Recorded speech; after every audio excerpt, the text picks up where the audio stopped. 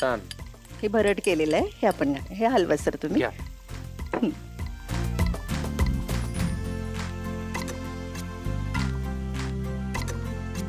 हे आपण एकसारखं मिक्स करून घेऊया. त्याच्यात थोडासा आपण लिंबू घातलेला आहे, पण थोडा आपण लिंबू पिळूया,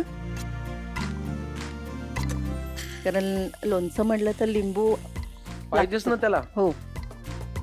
आणि एक 5 मिनिटं आपण ठेवूया आणि आपला गॅस बंद करायचा आणि मग कोथिंबीर घालायची आणि वरतून कोथिंबीर घालायची. छान. झाकण ठेवायची गरज आहे. 5 मिनिटं ठेवूया आणि मग कोथिंबीर मॅरिनेशन, म्हणजे असं नुसतं कोथिंबीर वर घालूया. ठीक. मटणाचं लोणचं कृती थोडीशी मोठी आहे, पण कोल्हापुरी मटणाचं लोणचं करायचं म्हटल्यानंतर कोल्हापुरी स्टाईलनंच व्हायला पाहिजे. कशाबरोबर खायचं हे लोणचं? तुम्ही भाताबरोबर लावून खाऊ शकता. लोणचं म्हटलं तर कोण कोण स्नॅक्स म्हणून देखील खातं. कोथिंबीर हो, घालूया आपण कोथिंबीर. वा, घाला कोथिंबीर.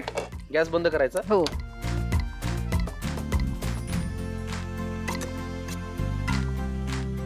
खवय्यांनो, झणझणीत कोल्हापुरी मटणाचं लोणचं तयार झालेलं आहे. पटकन लिहून घ्या साहित्य आणि कृती. कोल्हापुरी मटण लोणचं.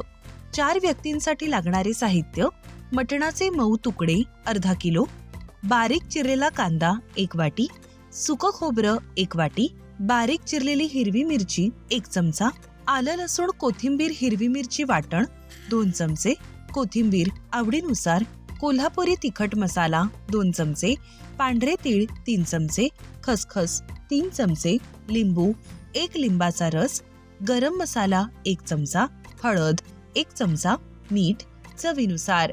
कृती: एका बाउलमध्ये मटणाचे मऊ तुकडे, मीठ, हळद, आलं लसूण कोथिंबीर हिरवी मिरची वाटण, लिंबाचा रस घालून एकजीव करून घ्या. आता कुकरमध्ये तेल घाला. त्यात मॅरिनेट केलेलं मटण आणि थोडं पाणी घालून 3 शिट्ट्या काढून शिजवून घ्या. एका बाजूला एका पॅनमध्ये सुकं खोबरं, पांढरे तीळ, खसखस भाजून घ्या. आता भाजलेले पांढरे तीळ आणि खसखस यांची भरड करून घ्या. सुकं खोबरं हाताने चुरून घ्या आणि तयार भरडमध्ये घालून एकजीव करा. आता एका कढईत थोडं जास्त तेल घाला.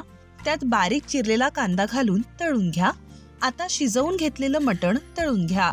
आता कढईत थोडं तेल घाला.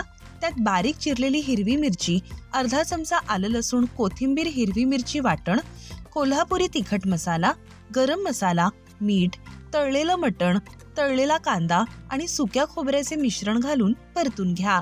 शेवटी अर्ध्या लिंबाचा रस घालून एकजीव करून घ्या आणि झाकण लावून शिजवून घ्या. कोथिंबीर घालून सर्व्ह करा. कोल्हापुरी मटण लोणचं तयार.